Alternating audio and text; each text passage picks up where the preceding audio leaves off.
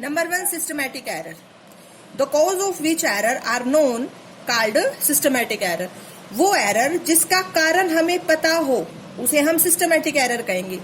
For example, अगर हम किसी भी कैलकुलेशन को कर रहे हैं और हमने प्लस माइनस में कुछ भी मिस्टेक कर दी, तो उसका कारण हम पता लगा सकते हैं ना, उसको रिवाइज करके कि हमने वो कैलकुलेशन सही करी या गलत करी है. तो वो एरर जिसका हम कारण पता लगा सकते हैं वो हमारा सिस्टमैटिक एरर है.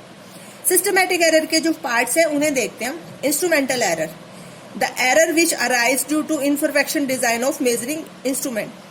अगर आपके पास कोई भी एरर कैलकुलेट होता है due to imperfection design of measuring instrument, अगर कोई भी इंस्ट्रूमेंट बनाया गया है और उसके डिजाइनिंग में ही कुछ गड़बड़ है जिसकी गलती की वजह से आप कुछ भी मेजर कर रहे हैं, तो आपका वो जो भी आपकी यूनिट आ रही है, जो भी आपकी फिजिकल क्वांटिटी कैलकुलेट होकर आ रही है, वो गलत आ रही है, उसमें एरर आ रहा है.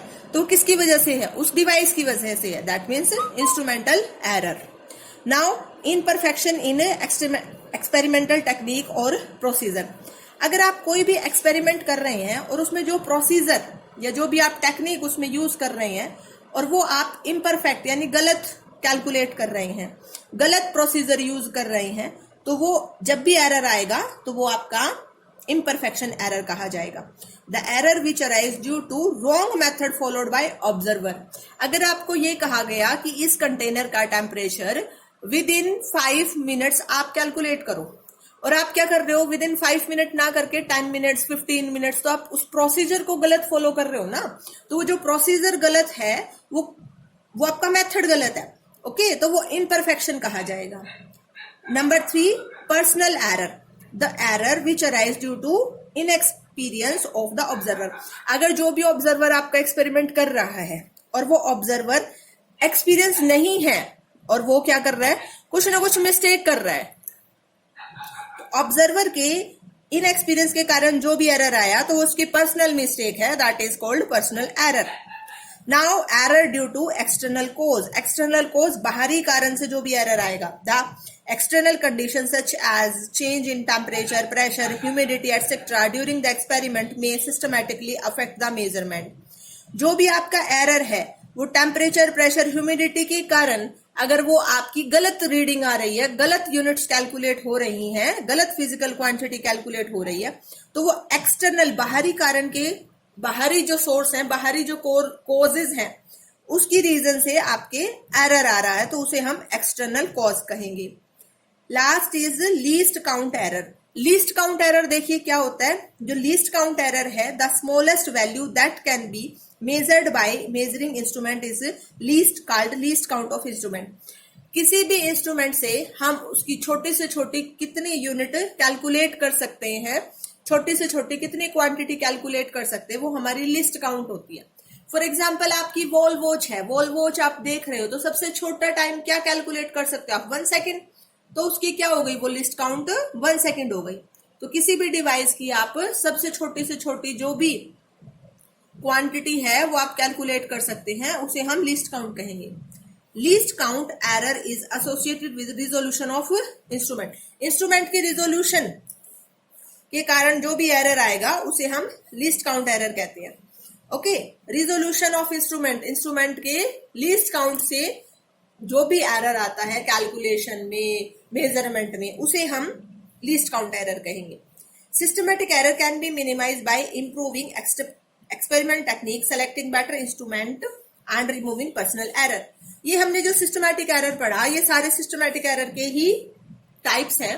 तो हम सिस्टमैटिक एरर हैं उसको क्या कर सकते हैं, कम कर सकते हैं, मिनिमाइज कर सकते हैं हमारी एक्सपेरिमेंट टेक्निक को इंप्रूव करके, बेटर इंस्ट्रूमेंट को यूज करके, पर्सनल एरर को रिमूव करके हम यूज कर सकते हैं, हम कैलकुलेट कर सकते हैं, सिस्टमैटिक एरर को खत्म कर सकते हैं. Now number 2 is random error, the error which occur irregularly. जो इरेगुलरली आता है, the error can be minimized by repeating the observation a large number of time and taking arithmetic mean of all the observations.